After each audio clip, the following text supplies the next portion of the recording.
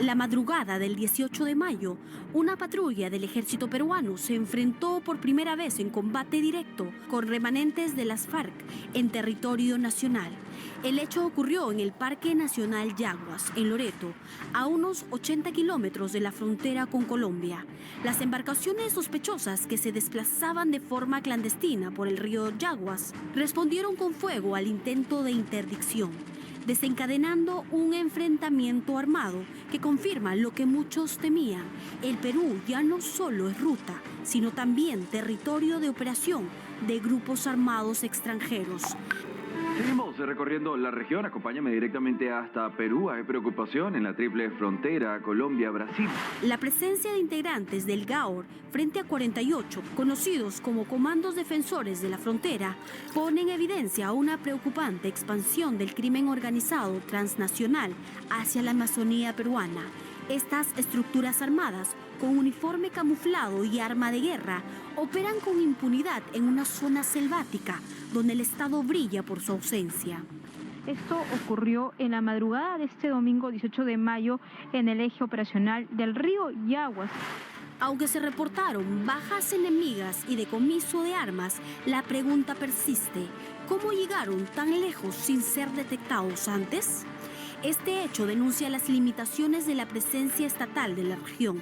El Estado parece reactivo, no preventivo.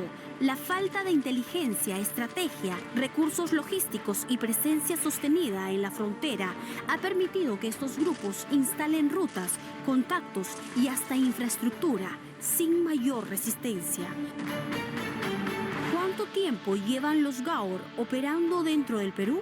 ¿Cuántos otros grupos han cruzado la frontera sin que lo sepamos? Gracias, Kenia Ramos, por este importante reportaje. La pregunta que levanta Kenia al final creo que es importante. ¿Cuánto tiempo llevan estas organizaciones criminales ingresando al Perú? ¿Cuántas más hay? Lamentablemente lo que sucede en la selva peruana a veces es muy difícil de poder vigilar, de poder fiscalizar, justamente por la agreste geografía característica natural de la selva peruana. Para aquellos que han ido alguna vez a Iquitos, a Pucallpa, conocen perfectamente cómo es esta selva, cómo es de agreste, cómo es de amplia, cómo es de vasta, cómo es de profunda. Es muy difícil tener diferentes regimientos militares o policiales como para poder hacer este control debido. Estamos conversando con Francisco Calixto Gianpietri, vicealmirante de la Marina. ¿Qué se puede hacer para poder controlar mejor nuestra soberanía nacional? Porque ya, somos actualmente víctimas de un filtro poco draconiano que permitió el ingreso de cualquier extranjero. El día de hoy estamos pagando las consecuencias de ello, pero entran más que no solamente el Tren de Aragua, hay diferentes tipos de organizaciones criminales que ya están ingresando al Perú, más aún porque, supongo yo, ven al Perú como una oportunidad laboral, en el sentido peyorativo, donde ven, bueno, hay un desgobierno, no hay mucho liderazgo, se pelean entre sí, eso de ahí es caldo de cultivo para cualquier delincuente. Bueno, hay varias cosas que coadyuvan a lo que está sucediendo en este momento, ¿no? Por supuesto que lo que tú acabas de decir es gravital, ¿no? El tema de la inacción del Estado, como Estado, porque una vez más, vuelvo a insistir, y lo insisto yo cada vez que hemos tenido una conversación contigo y con diferentes personas, la solución no va solamente por el lado militar. O sea, la militarización de la frontera, la militarización del problema no es la solución. La solución es la actuación del Estado, ¿no? Entonces, si no hay una presencia del Estado real en esas zonas, lo único que va a suceder es que mientras que el Estado, a través de las fuerzas coercitivas, de la Fuerza Armada o de la Policía Nacional, estén presentes, van a solucionar, entre comillas, el problema temporalmente, porque una vez que salgan de ahí, ese espacio va a ser otra vez ocupado por la criminalidad y este tipo de problemas. Entonces, militarizar la solución es un error, ¿no? Claro, todos quisiéramos tener un soldado a cada 5 metros en la frontera, pero eso es imposible, tú lo acabas de decir, son extensas fronteras. Hay que conocer la selva para realmente darse cuenta de lo que está sucediendo. El solo hecho de soportar operaciones de índole militar, logísticamente hablando, es complicadísima, porque si tú te vas a Purús, por ejemplo, o a cualquier sitio del río Putumayo, hacer sobrevolar un helicóptero ahí es casi un milagro, porque el soporte que necesita una aeronave de esa naturaleza no lo tenemos a pie de obra. El combustible, no existe combustible en Purús, entonces hay que volar el combustible desde Iquitos hasta Purús, donde no existen tanques permanentes, se tienen que llevar tanques temporales, etcétera, etcétera. Entonces, el Estado no invierte en lo que tiene que soportar la logística operativa. Drones, por ejemplo, que no es necesario ahora volar helicópteros constantemente, pero drones de especificación militar, no el dron que te compras en Radio Shack, ¿no? Claro. No uno de juguetes, sino uno... No tenemos entonces estamos botando la plata en cosas que no tienen ningún sentido. Por ejemplo, 13 millones de soles en los gamers para jugar videojuegos acá en el Perú. O sea, por favor, ¿de qué estamos hablando? O si no, el tema pues de la refinería de Talara, que son millones y millones de dólares que se han ido por el tubo del desagüe, cuando la torre del Flexico todavía no funciona. O sea, ¿de qué estamos hablando? Entonces, la priorización de los gastos del Estado está equivocada. Entonces, y la presencia del Estado como tal, porque los que viven en la frontera cruzan el río hacia Brasil o hacia Colombia para recibir servicios de esos países, porque el Perú no les da ni siquiera educación. Y la gente ahí, algunos hablan hasta portugués y cantan el himno todos los días de Brasil porque cruzan a la frontera y reciben educación en Brasil. Claro, eso ahí es de suma preocupación. Si uno incluso repasa el pasado, sabrá que el mapa del Perú antes no era lo que es ahora, sino que digamos que Brasil ha ido comiéndonos de a poquitos. Y no solamente Brasil, ¿no? Y claro, Ecuador, Colombia, lo mismo, ¿no? Hemos sido víctimas un poco de nuestra propia inacción. Así es. De la capacidad para poder buscar una unión nacional, una coherencia nacional entre todas las personas, sobre todo en estas zonas, como bien menciona Francisco Calixto Gianpietri, donde son zonas bastante agrestes, no llega el Estado, hay propias culturas, ¿no? Culturas indígenas, y si nosotros, los peruanos, no vamos a traerlos hacia el Perú, eventualmente van a sentirse más socorridos por los países vecinos. Es que eso es lo que sucede. Literalmente, son socorridos por los países vecinos. O sea, tienen un problema de índole médico, llegar a, por ejemplo, no sé, Iquitos, es imposible. Es imposible. Entonces tienen que recalar en lo que tienen más a la mano. Entonces las fronteras en esa zona se vuelven porosas. No son fronteras establecidas, ¿no? Definitivamente están claramente establecidas, pero en la vorágine del día a día, al final el poblador tiene que subsistir. Entonces tiene que ir a donde el primero que le tienda la mano. No le interesa qué importa de qué color sea el gato, lo importante es que case ratones. Punto. Exactamente. Entonces él se va a ir a donde siente que lo están soportando. Y lamentablemente no es en el lado peruano. Es una desgracia lo que estamos hablando. ¿Qué se puede hacer? O sea, sería una inversión, gigantesca a nivel de infraestructura para hacer qué cosas, carreteras, hospitales. Bueno, tenemos que desarrollar a través de polos de desarrollo, ¿no es cierto? Por ejemplo, Purús. Yo no sé si habrás tenido la oportunidad de ir a Purús, no creo, porque ir a Purús es casi imposible, ¿no?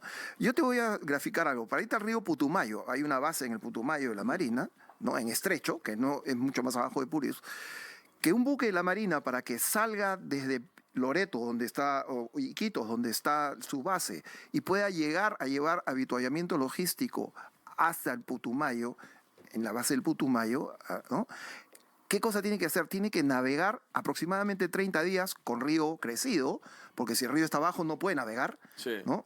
30 días aproximadamente para llegar desde Iquitos hasta allá.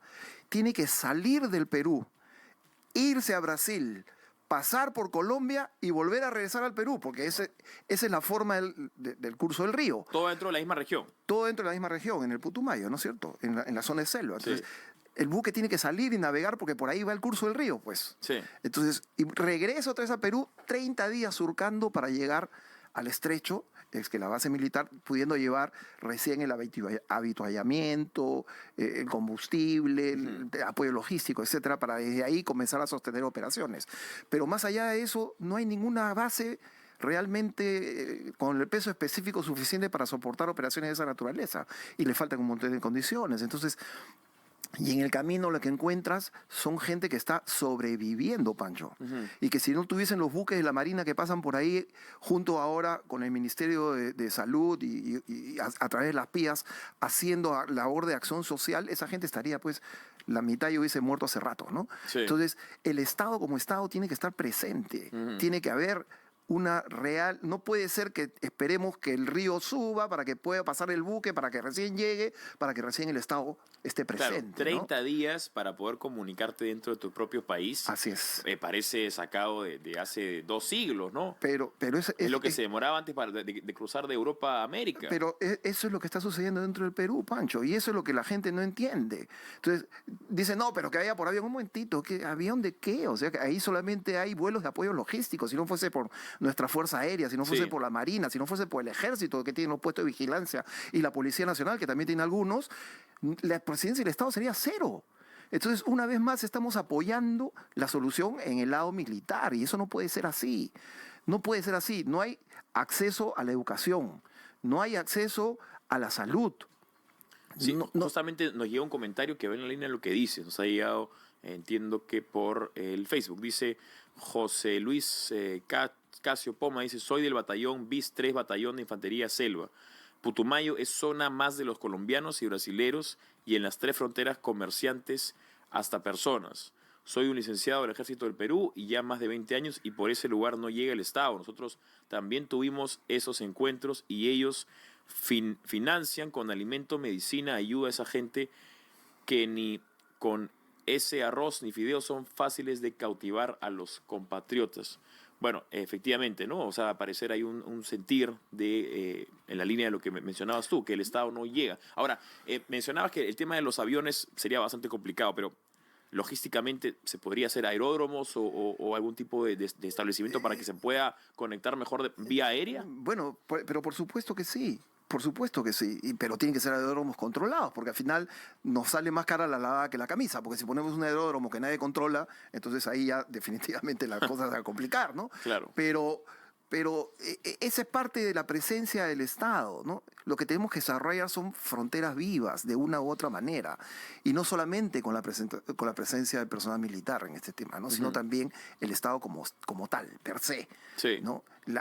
Los beneficios que el Estado debe brindarle a su ciudadanía. Si tú tienes pensión 65 y tienes tu cheque de pensión 65, tú todavía no tienes 65 años, ¿no? Todavía. Pero ya te falta poco, ya te falta poco. Y tienes tu pensión 65 y vives en Purús, ¿dónde cobras el cheque que te da el Banco de la Nación, por favor? Claro. Si no existe un Banco de la Nación, tienes que esperar que llegue el buque para que recién te den la plata. Porque ahora, menos mal, existe un programa que se llama el PIAS, el Programa de Integración Social que tiene el Estado, en donde en el buque de la Marina se embarca la RENIEC, el Banco de la Nación, el Ministerio de Salud, etcétera, etcétera, y en ese buque van caleteando por todos los puertos que existen en los diferentes ríos de nuestra Amazonía y van llevando los servicios del Estado. Sí. Y hemos dado un paso adelante, sí, pero esa no es la solución total, porque al final, el día que se ve el buque, se acabó el asunto, ¿no? Claro. Y todo el mundo está feliz cuando llega el buque, porque llega el médico, llega la RENIEC y entregan DNI a gente que ni siquiera tenía DNI. Yeah. Pero el día que se ve el buque, ¿qué? Claro. El buque O si el buque se demora en llegar y se requiere la plata, o se requiere la medicina. No, y un enfermo. Sí, pues. ¿Cuánto? Y en las PIAs, estas plataformas de interacción social, han nacido muchas criaturas, cosa que a nosotros nos da mucho gusto, ¿no? Y le ponen los nombres de los comandantes de los buques, etcétera, es muy divertido, pero más allá de la parte divertida, el día que se va el buque y necesitan, por ejemplo, una operación de emergencia, una cesárea, ¿qué pasa? La señora se muere, así pues. de punto, así es. Entonces, esto es un tema complicado que realmente el Perú tiene que desarrollar para que realmente nuestro Estado esté presente dentro del territorio. Y eso es lo mismo que está sucediendo en Patás, y es lo mismo que está sucediendo en el Yaguas, y es lo mismo que está sucediendo en el río Napo, y en la parte norte de la frontera, donde ya el ingreso a través de la frontera de elementos ecuatorianos para explotar el oro, hasta con camiones, se está generando. Entonces, nuestra reacción es soluciones del problema, de ahí tienes que regresar, porque no tenemos cómo sostener operaciones logísticas. Claro. Entonces, el Estado tiene que estar presente de verdad. Sí. Y eso es lo que hay que hacer. Brevemente, antes de terminar el programa, porque ya el tiempo nos está ganando, Dina Boluarte